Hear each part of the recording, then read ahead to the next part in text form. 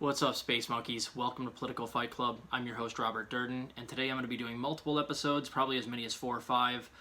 This one I'd like to start off with something I saw on Common Dreams.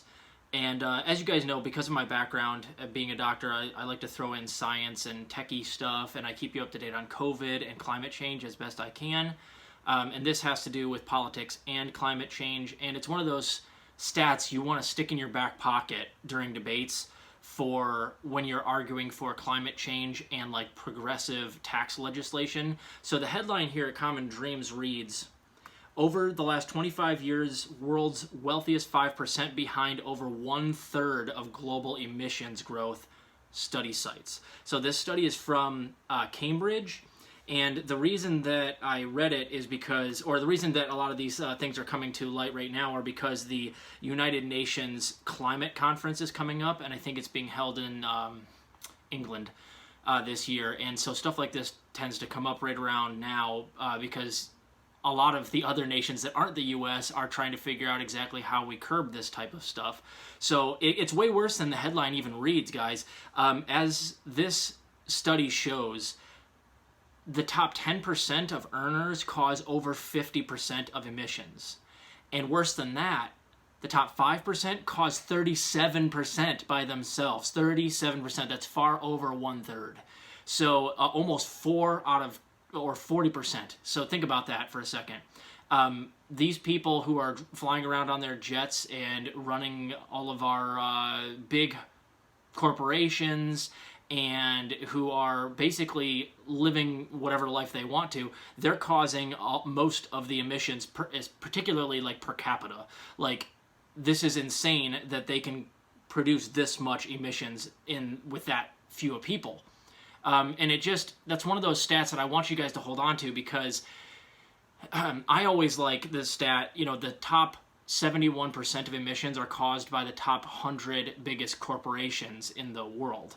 But this demonstrates almost the exact same thing, but it's even more, in my opinion, crazy when you throw out something like that. So, it says down here, the authors of the report urged the United Kingdom policymakers to focus on this so-called polluter elite, which is what they're calling the top 5%, in an effort to persuade wealthy people to adopt more sustainable behavior while providing, quote-unquote, affordable, available, low-carbon alternatives to poorer households.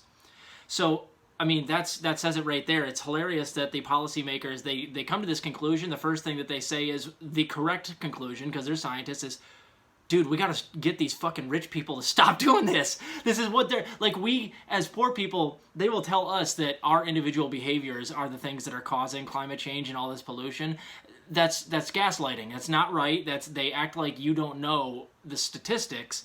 And anybody that says something like that to you, that says that, oh, you on an individual level need to start doing recycling. I do want you to do those things, by the way. Those are good. But the illusion that the individual is really the key to solving climate change and pollution it's fairy tales. That's not true. All of us, poor people, could start living perfectly sustainable lives, and the top 5% would still be causing nearly 40% of the emissions that we currently have right now, which is still too much. So it's not us, guys. It's the rich people. We got to get the rich people reeled in, and that's exactly what these researchers came to the conclusion of. It's like, not only did we find these numbers quantitatively, but then they take it further, which is what you do, and you say, well, how do we get these numbers down? And according to their data, all we would really have to do is get these ultra-rich people to start acting normal. Like, just stop, flying around on private jets, clean up your corporations that are, dumping things into the oceans and pumping a whole bunch of ozone-depleting gases into the atmosphere, causing acid rain and all these other horrible things to happen. And as you guys know, as climate change progresses here, we've got about 9 years to really get this thing under control before it's, we're past the point of no return.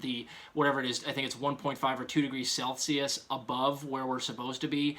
Then you've set yourself in a vicious cycle, and we won't be able to break ourselves out of it. We'll just have to kind of adapt to it. But that means more severe storms, more often storms. That's why we're getting so many more hurricanes nowadays. And the Midwest is getting hit with far more blizzards and huge thunderstorms in the spring.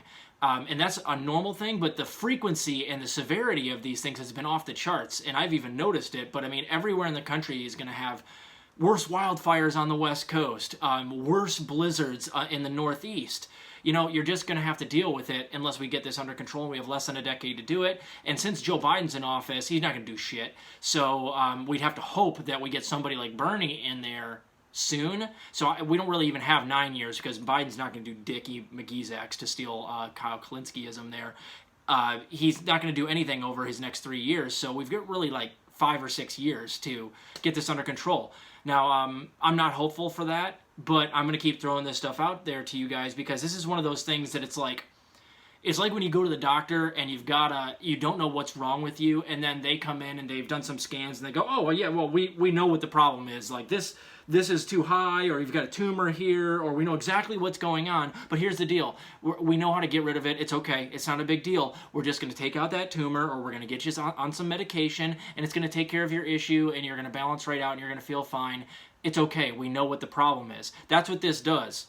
We know what our problem is. The problem, again, rich people.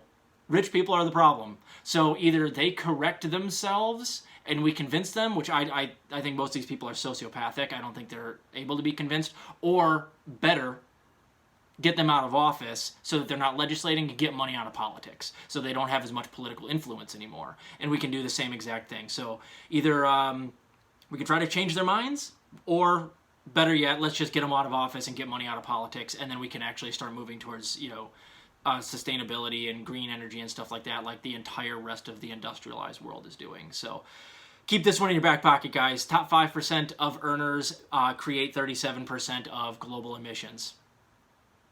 It's a trump card, man. You got it in your back pocket just to pull out whatever you need to lay the hammer down on somebody.